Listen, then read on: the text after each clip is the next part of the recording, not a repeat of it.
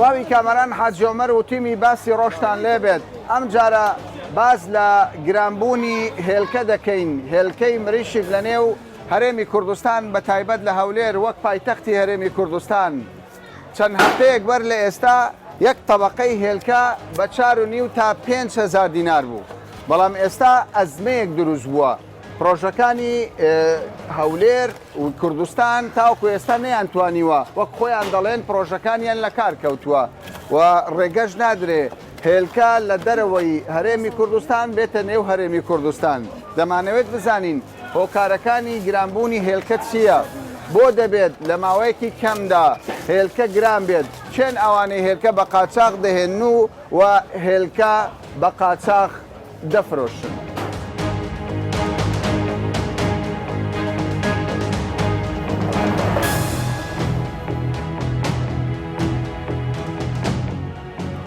هێلکەی دەکڕی؟ بەڵێ هێلکەی دەکڕی. چۆنە نرخەکەی؟ وەڵا نرخەکەی گرام بوو تە 6,000 لێ. 6,000 یەک تەبەقە 6,000 بە دوونی باشە سارەکەی؟ گرانە زۆر گرانە. گرانە؟ هەر بەلێ. هەتوو چ دەرێ گرانە یان هەرزە؟ والله گران. پێت دەکڕێ ئێستا یەک تەبەقە؟ والله مەجبوری. بەس ئەوە نووسرایە 4,000. آخر ئەوە هەندێکی 4.5 نووسرایە بەس هێلکەی گچکەی و خراپیشە. یعنی بەی کۆتر دەچی؟ خراپیشە. چۆ خراپە؟ یعنی دەبینی هێلکە هەیە ناوی خینی تێدا هەدی. خینی تێدا؟ ئارەوە. یعنی هێلکەی باش و ئارەوەڵ هێلکەی باش و خراپیشە. هێلکەی باش و بەشکی؟ بەڵێ چۆن دەزانی هێلکە باشە؟ ئەوانە دەزانن بەخۆیان کە دەزانن هەیە بە شەشیە هەیە بە ئێستا تۆ هێلکەت پێ باش نییە؟ ناوە باشە خینی تێدا کەچی نەمایە. ئەوە تاریخەکەت پێ ڕاستە؟ ئەی ناکە تاریخی بەس هێلکەی باش نییە. تاریخەکەت پێ ڕاستە متمانە وەڵی زۆر سیقەش نییە بەس. بۆ برادری متمانە دەکەین کە زۆر لە مێژەی دەکەین. یعنی هێلکە لە هەموو شوێنێک ناکڕی؟ ناوە. ئێلا لەو شوێنانە دەکڕنکەوە. کەسی قەمان پێیانە ئارەوە. باشە چەند دەبی گران بووە؟ والله فترەکە بوویتە 5,500 ئەو ڕۆگە دەرێت 6. 6 هێلکەت پێ دەکڕێ بە 6؟ هەموو ڕۆژێ دم دەکڕم هەموو ڕۆژێ؟ بە هەفتونی دەکڕم بە هەفتونی؟ دوو زەردێنێ دەکڕم. دوو زەردێنە لۆ چییە؟ ئەم لە ئیسکان خواردنم هەیە. خواردنت هەیە. ئێستا گران نەبووە زۆر؟ با پێشتر بە 5.5 دەکرێت دوو زەردێنێ. ئێستا دنیاتم گوتی بە 7.5. باشە ئەتۆ پرسیاری ئەوە دەکەی کە ئێوە کە هێلکە دەکڕن پرسیاری ئەوە دەکەن ئەوەی خۆمانەیانی دەرەوەیە؟ خۆمانە باشترانی دەرەوە. وەڵی ئەگەر تووشەکە بێت تووشەکە باشتر. تووشەکە باشترە بەس تووشەکە دەرزیەکە. شەقلاوە باشترە. شەقلاوە باشترە. ئەوە دەرێت تورکیەکە. بەس دەڵێن تیجارەتێکی گەورە هەیە. هێلکە لە هەندێک وڵات سرف نابی لێرە مۆرەی لێ دەدرێ و دەدرێتەوە خەڵک. چ دەرێ شتیوات بینی لێرەوە هەیە دێگەڵێت بڕۆ سلێمانی تورکیەکە هەیە. بەس یەکێک کە داخل ئێرە نابی. باشە تۆ دەڵێ خەڵک فەقیرە هێلکەی پێ ناکڕێت. چەند گرام بووە هێلکە؟ والله ساري تا زارنا چار هێلکە؟ بتي قريب ربعة. لە تو ئێستا بەدزدیتە؟ بەس ئەوە دەرێت 4,500. بخوم كريتم لكن ماري والله دوو زەردێنە بووە؟ 1,500 دينار دايتي 6 كان دايتي 6 هێلکە. قريب کەوا لە تااقەتی فەقیری نییە؟ لا والله طاقة فقير نما نەماوە. لا والله نما حاجی پێم بڵێ تۆ دەڵێ من نیگەرانم هێلکە گران بووە. پێشتر بە چەند بوو؟ پێشتێ بە 3,000 بۆ پەریزۆری بە 3.5 بوو. بە 3.5. لە ئاخی دەرەجە گەورەکە لە ساری زیاتر نەدەبوو. هێلکەکە باش بوو؟ دەرەجە یەکێک خراپ نەبوو لە مەعیدە ئەناوەکە پیسە بە قورعان دەباشە لێکە هەر تەبیعەت نابی بۆ مارێش. یعنی ئێستا هێلکەی خاوێن نەماوە. کرێکی خاوێنکە خوافتە وڵا هێلکی ئێستا بە چەند بوو؟ ئێستا برێن بە چەندە بە 5 بە 6 وڵا نازانم. یعنی هێلکەی باش دەست ناکەوێت. کرێکی باش نییە وڵا با توچەکە بێ ئێرادەکە بێت.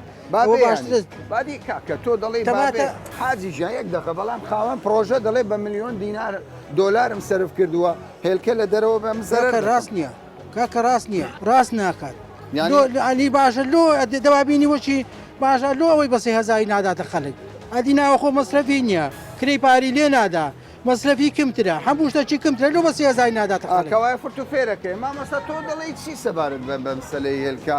تۆ پێ دوای دەبی پرۆژەکانی خۆمان احتیمام پێ بدەین یان ڕێگا بدەین هەرزان؟ کامەڕە بەخۆی پرۆژەی خۆمان یعنی هیچ ئەوەی نییە یعنی زۆر چاکە بەڵام لۆ سەویسیە گران دەکەن کەس نازانێت. یعنی لۆ گران دەکەن. یعنی تێناگەی لەمەوە. ئەوەکەی زوو یعنی کە نەبیتن زوو گران دەکەن ئەگەر لە تورکیای بینن ئەوە ناتەنەوە گرانی بکەن. ئەی حتى ولو کەمیە کەشی کەم ئازاد بکرێ ئازاد کرد باشترە. بەڵام یعنی شێوەیەک ڕەچاوی پرۆژەکانی خۆمان هێلکەی زەردەکە دەلێ مەسەڵەن بە چاریە ئەوی دیکە دەلێ بە 6 سپێکە هەر نییە ئێستا دەمێ سپێکە بەکڕم نییە. باشە بۆ سپی حاجە تو شەر سپی دەخۆیت؟ وەڵا سپێکە ماگە هەبی دایبین بەسەکە نەبی لە چێ بێت.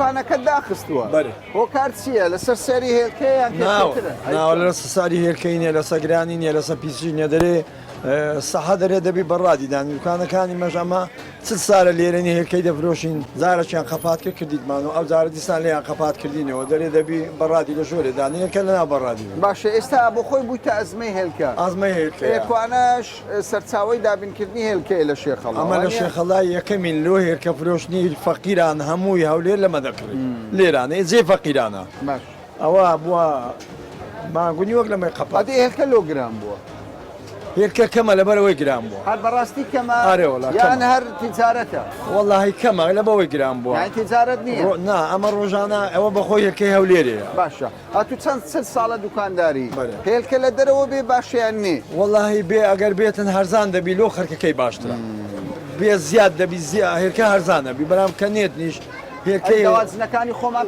پێڕاناگات دیار دەوازنەکان پێڕاناگەن لێ ناوەڵا کەوایە بێ باش ئەگەر بێتن باشترە هێرکەی دەرێبی هەرزان ڕادەوەستی خەرچیش دەیخوالەوە خۆی بە هەرزانی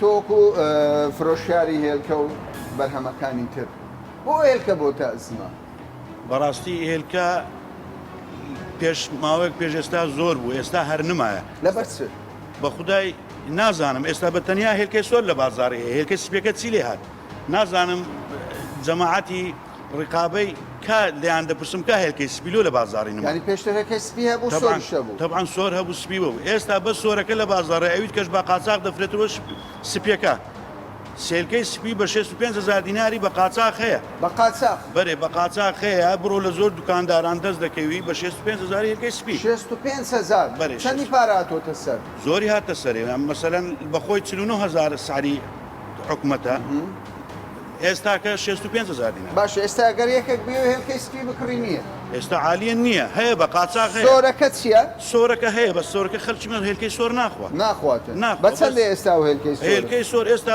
تەبەقەی لە دوکان بە 5,000 دینارە بە 5 کارتۆنی دەبتە 6,000 6,000 بە خۆشان 49,000 سعریتی ئەتو دەچێ مەسەلەن یعنی ئێستا ئەگەر لە ژنەی چاودێری بێت تۆ حسەبە دەکات دەرێ بۆ هێلکە طبعا عاسەبەمان دەکا و دەرێ لە هێلکە بۆندێ بە ئەسلیش خەتای منیە مەجبوری نەمە بیکە باشە تۆ پێم بڵێ تۆش دوکانداری وانە کەسابەتی دەکەی چەند ڕۆژە بێ هێلکەی سێ ڕۆژە هێلکەم نییە من ناو دوکانێ بەس هێلکەش دەفرۆشی؟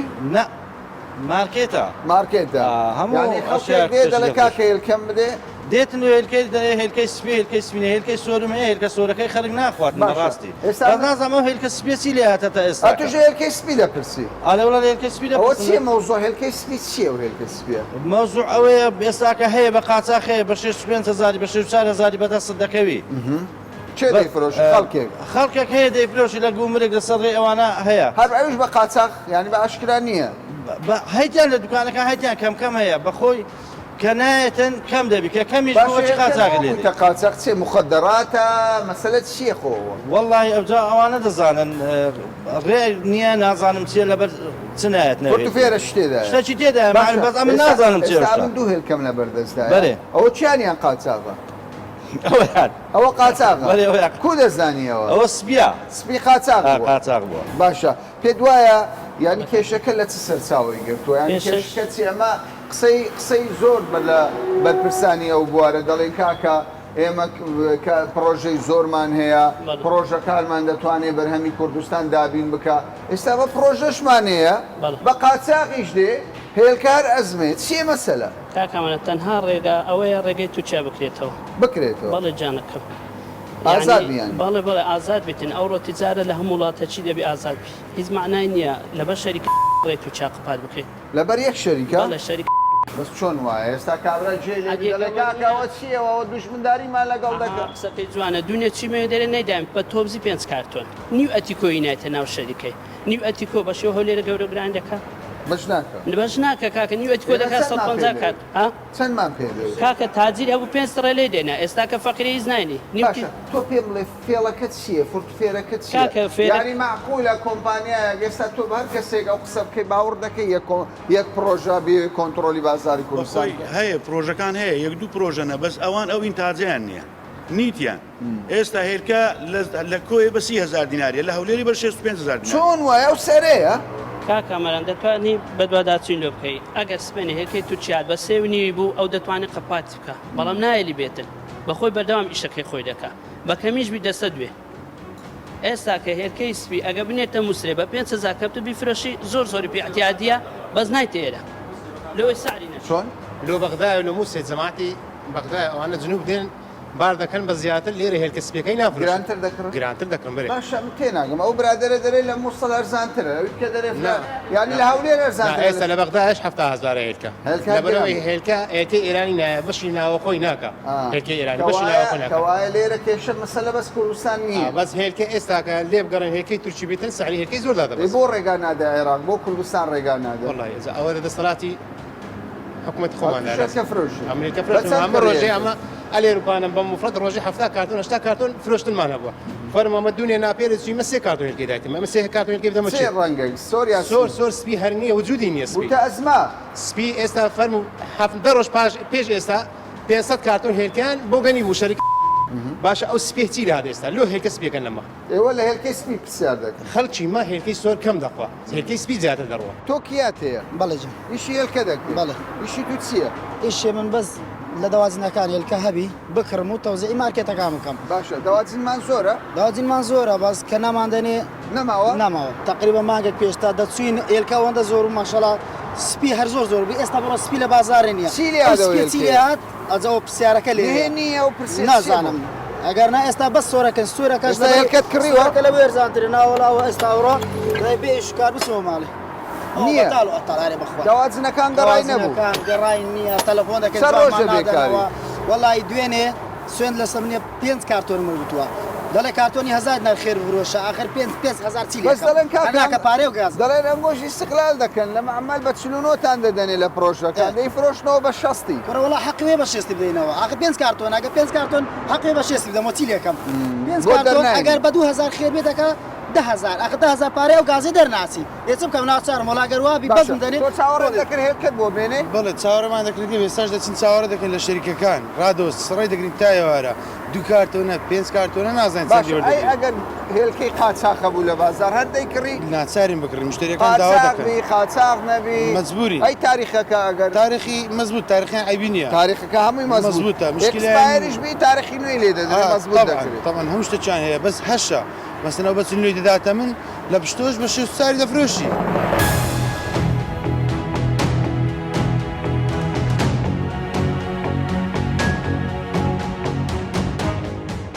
لەم وەرزەدا خواست لەسەر هێلکە زۆر بووە کێشەی هێلکە لە ئێران ئێستا هێلکە نایە لە تورکیاش بە هەمان شێوە سیاسەتێکی هەیە دەڵێ کاکە لە ڕابردوودا هێلکەمان دەنار بۆ کوردستان بۆ عێراق ناوە پێویستیان هەبا دەیان برد پێویستیان نەبا پرۆژەکانی ئێمە کە بەرهەمی هێلکە دێنن لە کار دەکەوتن ئەوانش ئێستا دەیانەوێ بە خۆیان دابچنەوە سیاسەتێکی تازە بازارێکی تازە بدۆزدەوە قسە لەسەر چیە لەسەر پرۆژەی خۆماڵیە لە کوردستانەوە پرۆژە هەیە 5 پرۆژە لە کار کەوتووە لەبەر نەخۆشی کۆڕۆنایە لەبەر نەبوونی بازارە لەبەر چیە کۆمەڵێک لەوانەیەوان هۆکاری خۆیان هەبێ 4 پرۆژە لە کوردستان کار دەکات ئەو 4 پرۆژەیەش پێداویستیەکانی کوردستان پێداویستیەکانی تەواوی شار و شارستکان دابین ناکە کێشە دروست بووە تەواوی ڕێنماییەکانی حکوومەتیش وەزارەتی کوشت و کاڵ بۆ خاوەن پرۆژەکانە دەڵێن کاکە مادام هێلکەی خۆمانە هەبی و پرۆژەمان هەبی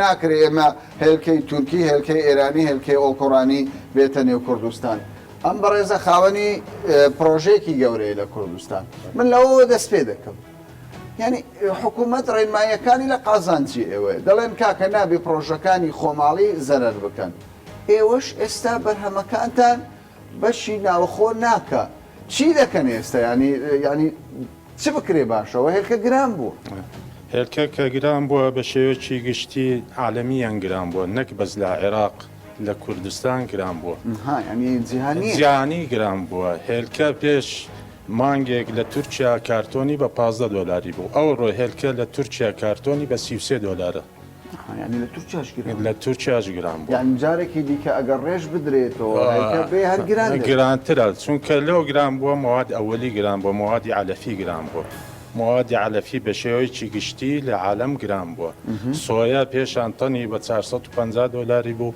ئێستا ئەوڕۆ بە 506 دلاری زەیت پێشان بە 750 دلاری بوو تەنی ئێستا بە 1010 دلار باش ماوەدە ئەوەلیەکان گرا باشە بەس تۆ پێم بڵێ یعنی من لەگەڵ بەرپرسان قسەم کردووە بەس هەولێر پێویستی بە 2000 و نازانم چەند کارتۆنی هێلکە هەیە ڕۆژانە پێداویستی بەس کاکە حقیقەتەکە ئێوە ئەوەندە ناتوانن بەرهەم بێنن چەند کارگەتان چەند پرۆژەتان لە کار کەوتووە ئەوانی لە کار کەوتونە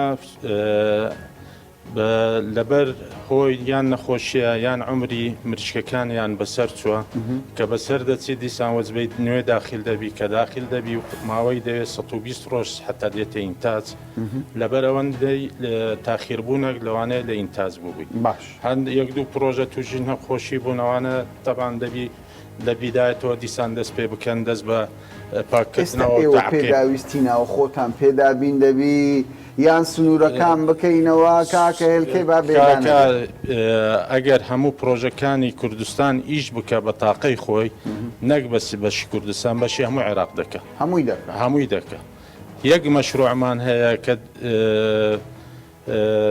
تاقەچی زۆری 2 ملیۆن و 500 تێر بەخێو دەکاتن بەس یەک پرۆژە کەوایە یعنی ئیتر ئەگەر بەس پرۆژەکان بەردەوام بن کێشەمان بەداتا و بە حیساباتە ینی هەموو حیساباتان نەمەوجود لە بەشی هەموو عێراقیش دەکە نەک بەس بەشی کوردستان ئەگەر ئەو نۆ پرۆژەی لە کوردستان هەیە بە کامل تاقەیش بکە بەشی هەموو عێراق دەکە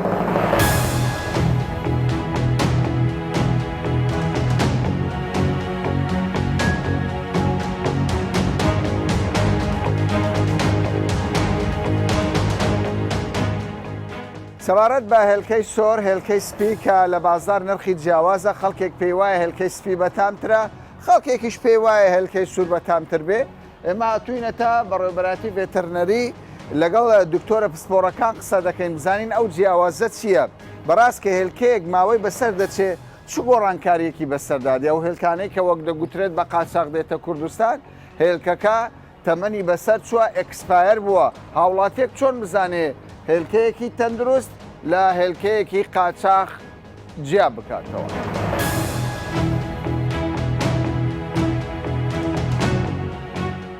دکتۆر تۆ ینی پسپۆڕیەتیت هەیە لەسەر ڤێتەرنەری شارەزان کە چ جۆرە هێلکەیەک باشە چ جۆرە هێلکەیە خراپە خەڵکێکی زۆر لە کۆمەڵگەی ئێمە دەڵێ کاکە هێلکەی سپی بەتامترە لە هێلکەی سۆر شتێکی علمی هەیە بەڕاست جیاواز لە نێوان ئەو دوو هێلکەی هەیە بەڵێ بەپێی بنەما علمیەکان کە دراسات کرایە و پشکنینەکان کراینە هیچ جیاوازیەک لە نێوان تام و پێکاتەی هێلکەی سوور و سپینیە ئەگەر لە ئالیکەکە و لە پێکاتەکەی مافی خۆی تەواوی بدرێتێ کەوایە جیاوازی نییە نەخێر هیچ جیاوازیەک نییە و ڕەنجی با بڵێم پەلچی هێلکەکەی ئەوە دەگەڕێتەوە بۆ بریدی ئەو مریشکەی کە بەرهەمەکەی کردیە لێ باش ئەمە دکتۆری ڤێتەرنەری چکە من دەمەوێت بەڕاستی ئەم پرسە ئیبراز بکەم خەڵکێکی زۆری ئێمە دەڵێ کاکە هێلکەی سپی بە تایبەت ناوی وڵاتان دەیدرێت لەم وڵاتە هێلکەی سپی بێتە کوردستان ئەو بەتامە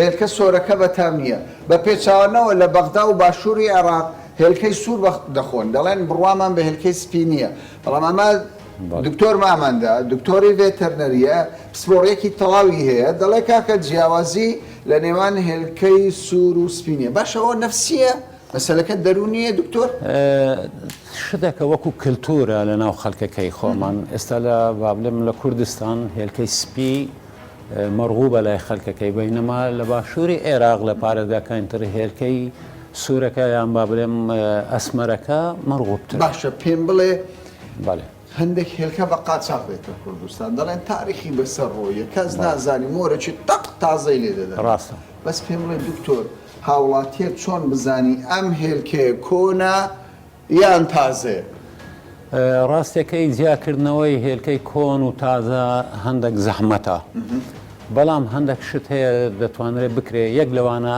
ڕێکەوتی بەرهەمهێنان و بەسەر چوون ئەگەر مەوجود بیتن لە خیلالیەوەی دەتانێت و جیای بکەوە بەڵام هێلکەی کۆن ئەوەیە ئەگەر لە ناو ئاو دای بنەی سەر ئاو دەکەویتن ئەوە یەک لەوانە ئەگەر بیشتێنی ئەو پەردەی نێوان زەردێنە و سپیەکەی تقریبان یعنی وجودی نییە تێکەڵاویەک لە پێکاتەکەی ژوورەوەی هێلکەی هەیە خۆ ئەگە هێلکە زۆر بمینێتەوە ئەوە هەندێک هەتا لە چێشیشی کەم دەبی بە حکمی ئەوەی سەر ئاو بکەوێت بڵێ زەردێنە و سپیاتەکە تێکەڵاو دەبیتن هەتا چێشیشی کەم دەبیتن هەندێک زار لە دیوی دەرەوەی با بڵێم ڕەنجی ڕەش و ئەوانەش پەیدا دەبیتن ئەگە زۆرتر بمینێتەوە.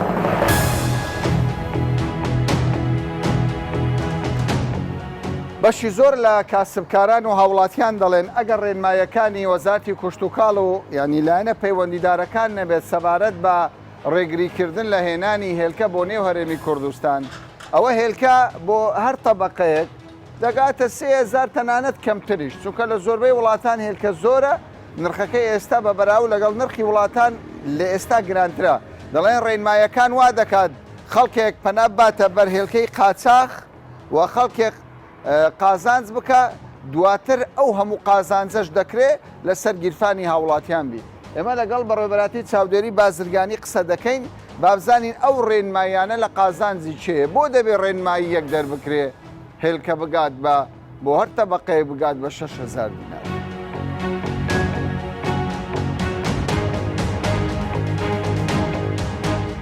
کاکێ من ئێوە چاودێری بازرگانی بابزانین بۆ هێلکە گران بووە ڕای ئێوە چێ لەسەر گرانبوونی هێلکە؟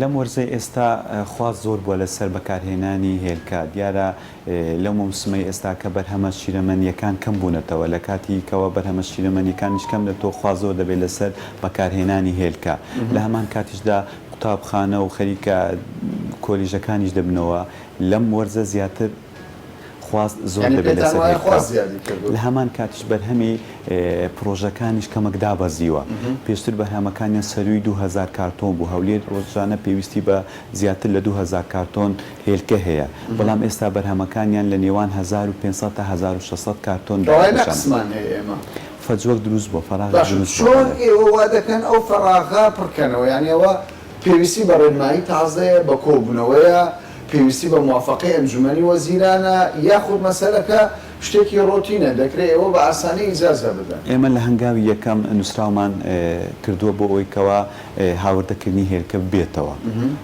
هێلکە بەشێک لە هێلکەکان بێنەوە ناو بازاری بەرهەمەکانی تورکیا وڵاتانی دیکەوە زۆرتر بازارەکانی ئێمە پشتی بەسبوو بە بەرهەمی تورکیا کەەوە ئەو بەرهەمانە دیسان بێنەوە ناو هەرێمی کوردستان و بە تایبەتی بۆ شاری هەولێر لە هەمان کاتیشدا ئێمە لیژنەیەمان پێکی ناوەن وەکو چاودێری بازرگانی دوو بنکەی فرۆشمان کردوەوە لەسەر جادەی سەتی هەولێرێ دوکاندار و خاوەن مارکێت و بازارەکانی شاری هەولێر دەتوانن بێن لەوێ هێلکەکانی خۆیان بەدەست بێنن ئێمە نرخێکی زۆر گونجاویشمان دەستنیشان کردووە ئەو نرخێکەوە لە هەولێر ئێمە بۆمان دەستنیشان کردنەوە کەمتری نرخە لەسەر ئاستی هەرێمی کوردستان و عێراق هەیە کاکێ من لەگەڵی قسەم کردووە دەرێت 4 ڕۆژە بە دوای هێلکەدا دەگەڕم نییە پێدوانەبی هەرچی کوتیان ئێمە دەتوانین 100% قەناعەتی پێ بکەین ئێمە دەڵێن هێلکە کەم بۆ تۆ بەڵام بۆ مانای نییە کە بڵێن نییە هەیە گرانترەکە لە چ سەرچاوی کردو خەڵکێکەوە هەیە دەهەوێت قۆڕخکاری بکات دوکانێکی هەیە 5 کارتۆنی ڕۆژانە ئەگەر بتوانێت بفرۆشێت دێت داخوازی 10 کارتۆن دەکات پێنجەکەی خۆی ئەگەر بفرۆشێ پێنجەکەی دیدێ بە کۆ دەفرۆشێتەوە بە نرخێکی زۆر زیاتر دەداتە دوکانەکانی بەڵێ بەشەشیان ئەو گرفتە لەوە سەرچاوی گرتووە ئێستا ئێمە پلانێکمان خەریکن بە پلانێکەوە دای بڕێژینکەوە چەند کاسبکارێک هەیە لە هەولێر هەوڵ دەدەن ڕۆژانە هێلکەکان دابەشی مارکێت و دوکانەکان بکەن ئێمە دەمان هەوێ بەڵێ نامەیان لێ وەربگرین لە نزیکەوە چاودێریان بکەین و چەند دوکانێکەوە بە ئەستۆ دەگرن یان چەند مارکێتێکەوە بە ئەستۆ دەگرن لەو نرخی ئێمە دامان ناوە لەو نرخی زیاتر پێیان نەفرۆشن.